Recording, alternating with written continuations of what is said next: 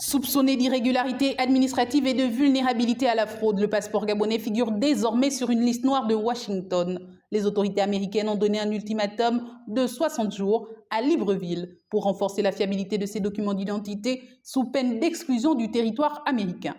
Le couperet est tombé dans un cadre diplomatique interne daté du samedi 14 juin 2025. Le département d'État américain a notifié à l'ambassade du Gabon aux États-Unis son intention d'ajouter le pays à une liste de ressortissants bientôt interdits d'entrée sur le sol américain. Le motif, une sécurité douteuse du passeport gabonais perçu comme vulnérable à la fraude documentaire. Cette décision s'inscrit dans une vaste révision de la politique migratoire américaine entamée sous la présidence de Donald Trump et poursuivie par son successeur dans une logique de contrôle accru des flux migratoires pour motif de sécurité nationale.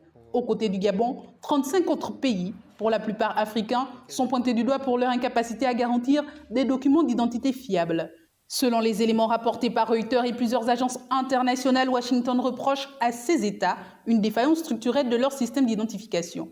Trop de fraude dans l'administration, résume une source diplomatique citée par Le Câble, mettant en cause la rigueur des services d'état civil et de délivrance des passeports. La liste des pays concernés, parmi lesquels l'Angola, le Burkina Faso, la Côte d'Ivoire, le Cameroun, la RDC, le Nigeria ou encore l'Égypte, englobe également le Gabon, dont l'appareil administratif est connu pour ses lourdeurs, ses lenteurs et sa perméabilité à la corruption. Cette inclusion pourrait avoir de graves conséquences pour les étudiants, les hommes d'affaires ou les familles gabonaises ayant des attaches aux États-Unis. Désignés comme des pays préoccupants, les États épinglés disposent désormais